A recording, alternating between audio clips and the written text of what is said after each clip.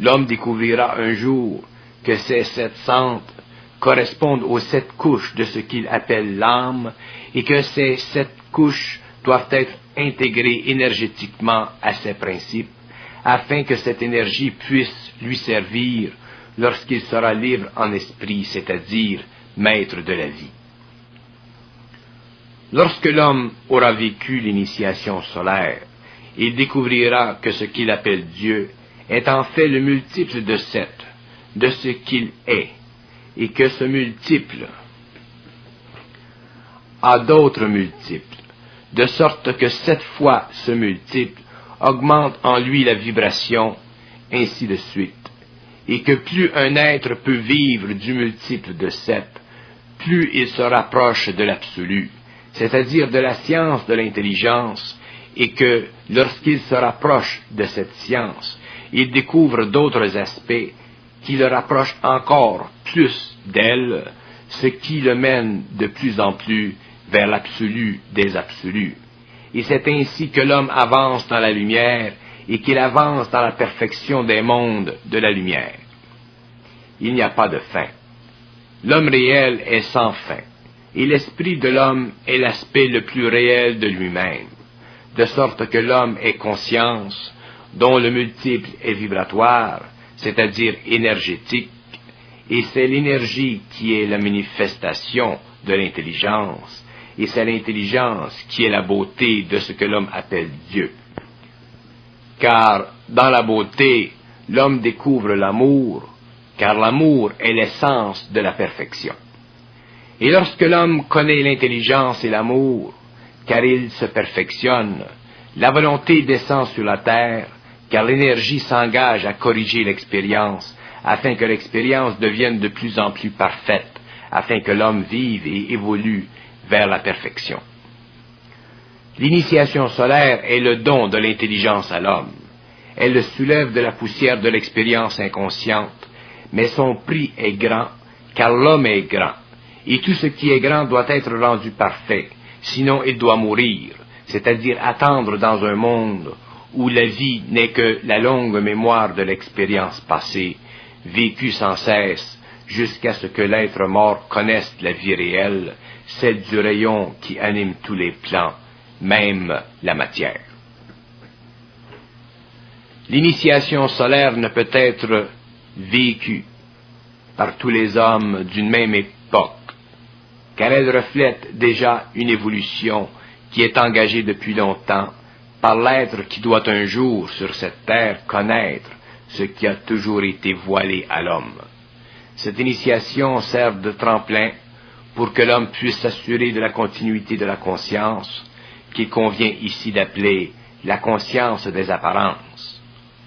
Or, les apparences sont les formes vides qui circulent dans le temps de l'esprit de la terre et qui ont été déposées par les frères de l'homme qui habitent aux confins de son système solaire. Or, ces formes doivent être un jour utilisées par l'homme de la terre, mais elles ne peuvent lui servir que lorsque le rayon de la création, c'est-à-dire le rayon de la magie cérémoniale, aura pénétré la conscience humaine et aura séparé les corps de l'homme sans les avoir divisés. C'est alors que ceux qui auront connu l'initiation solaire auront le pouvoir de reconnaître ces formes lumineuses et se fondront avec elles, instituant ainsi pour la première fois sur la terre le grand cercle de l'Atlantique. Ce cercle sera plus grand en puissance que tout ce qui constitue sur la terre le pouvoir. C'est pourquoi il n'y aura plus de possibilité de guerre pendant une certaine période, car les fils de la lumière seront en ascension. Tant que l'initiation solaire sera donnée à l'homme, le taux de conscience grandira sur le globe, et lorsque cette initiation cessera, la Terre sera encore une fois en proie au combat entre la lumière et son opposé. L'initiation solaire ne pourra pas être arrêtée sur la Terre, tant qu'il y aura des hommes marqués pour la recevoir. Cette initiation marquera l'intervention dans l'histoire de l'humanité des forces cosmiques, et son influence sera incalculable, car l'ego où l'homme qui en sera touché sera totalement transformé, selon son rapport vibratoire avec l'énergie qu'elle fera pénétrer en lui, au fur et à mesure qu'il s'avancera dans l'intelligence du réel. Les lois de la matière doivent être connues parfaitement de l'homme, afin que son esprit en soit libéré, afin qu'il puisse voyager dans le temps et découvrir les hauts lieux des gouvernements qui dirigent l'évolution et interviennent en silence dans l'évolution de toutes les formes de vie. L'homme doit participer aux activités créatives de ces gouvernements et comprendre parfaitement les mécanismes qui ordonnent l'évolution de son système. Sinon, il est voué à l'ignorance et à la perte, car son intelligence ne peut continuer à se développer sans le support interne d'une plus vaste toile de fond à laquelle il appartient sans le réaliser. L'initiation solaire détruira toute forme de symbolisme qui, par le passé, aura servi à l'évolution spirituelle ou philosophique de l'homme, afin d'imprimer sur son esprit la vibration de l'intelligence pure. Et cette vibration sera tellement puissante que l'homme ne pourra plus penser à ce qu'il sait, mais ne pourra que canaliser ce qu'il sait.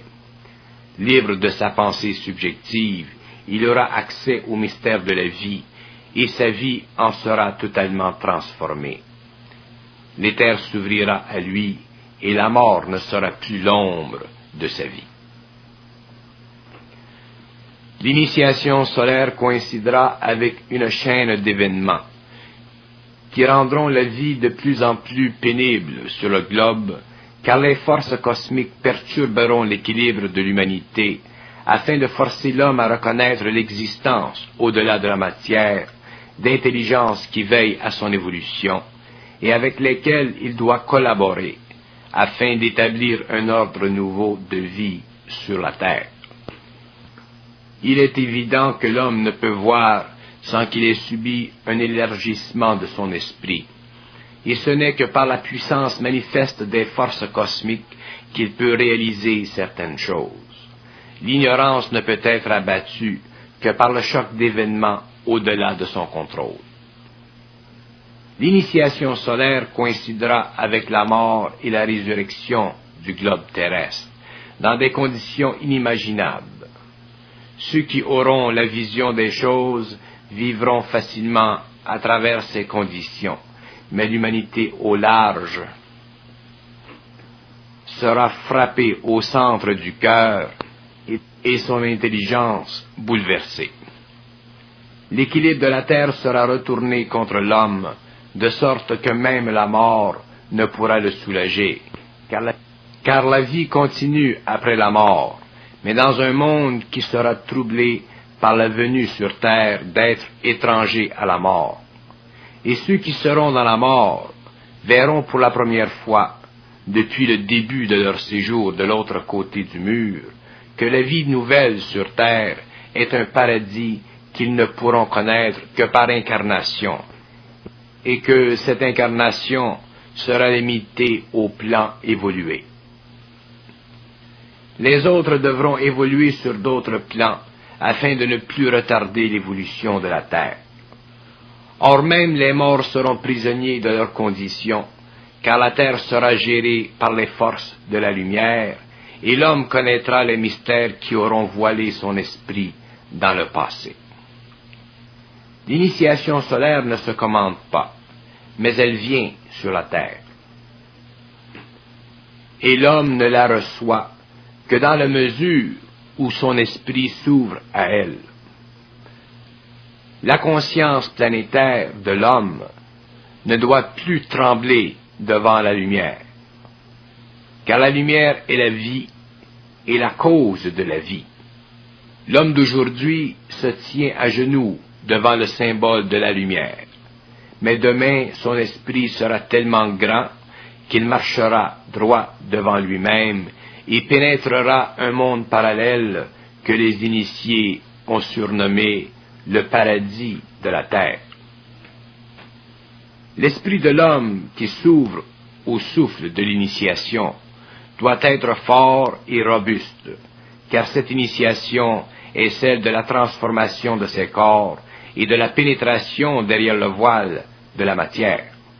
Il ne s'agit plus pour l'homme d'être troublé dans son esprit, mais de vivre de son esprit et de pouvoir subir sans crainte la lumière de l'intelligence qui entre en lui chaque jour et qui le prépare à la conscience totale du monde matériel et suprasensible. La pensée de l'homme ne peut devenir puissante que lorsqu'elle est parfaite, et ce n'est que lorsqu'il s'est débarrassé de tous ses préjugés qu'il peut avoir accès à son intelligence réelle, clé essentielle à toute vie réelle. L'initiation solaire débouche sur l'autre versant de la montagne. Elle révèle ce qui n'est pas connaissable dans le monde de la raison. Elle entraîne l'homme graduellement vers l'infinité de son esprit. Elle œuvre sans cesse, jour après jour, et se sert de tout le matériel de la vie inconsciente et imparfaite pour construire, renforcer les principes de l'homme afin qu'il puisse subir le choc du passage dans les terres. Plus le centre atlantique grandit en puissance, plus l'initiation solaire augmente en puissance et plus sa puissance est répandue sur le globe. Si l'homme peut truquer les sens matériels par l'utilisation de certaines techniques, telles le cinéma, la prestidigitation, la magie astrale, imaginez-vous ce que peut faire la lumière et l'intelligence de cette lumière qui détient le pouvoir sur tout ce qui se meut, de l'atome à l'homme à la galaxie. Est-il naturel que l'homme d'aujourd'hui soit si orgueilleux dans son intelligence? La réponse est positive. Mais la vie ne donne jamais raison à l'homme, car la vie est plus grande que l'homme et plus vaste que son intelligence. C'est pourquoi l'initiation solaire est le grand cri de la vie sur la terre du XXe siècle. L'initiation solaire traduira pour l'homme tous les domaines de son expérience en caractère réel. Il pourra tout comprendre de sa vie.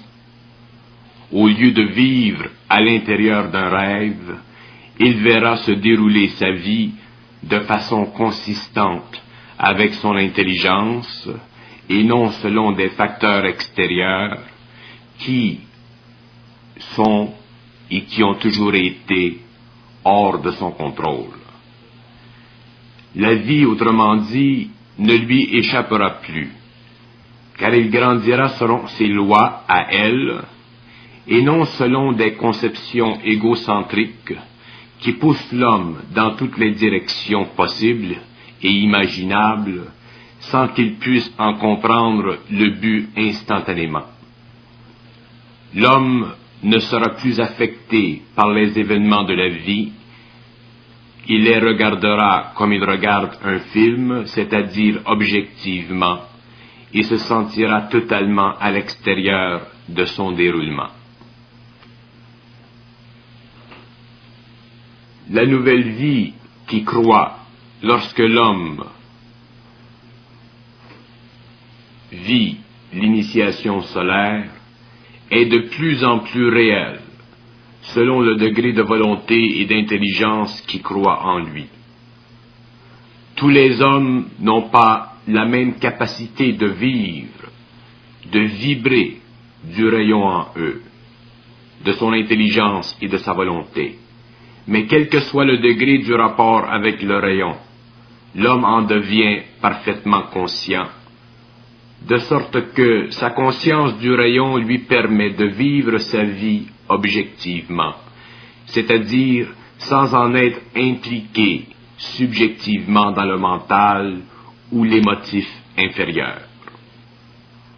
Il peut alors sortir à volonté de son corps matériel, car son intelligence et son émotif n'ont plus le pouvoir d'empêcher que les sens matériels interfèrent à une autre dimension de vie que nous pouvons appeler la vie supramentale. La mutation de l'homme nouveau coïncidera avec la plus grande crise qu'aura connue l'homme, celle de son contact avec les êtres de l'espace, qui ont déjà conquis la matière et comprennent parfaitement les lois de la vie. Ces êtres dont la présence sur la Terre créera le grand choc à la conscience planétaire de l'homme marqueront la première expérience cosmique de celui-ci.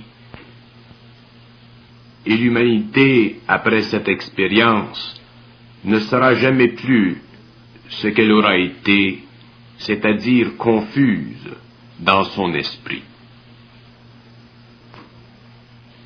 L'initiation solaire est le grand cri de la vie nouvelle sur la terre, et l'homme en est le porteur, et il portera en lui la lumière, car il est lumière, et tout ce qui obstrue en lui cette lumière sera détruit.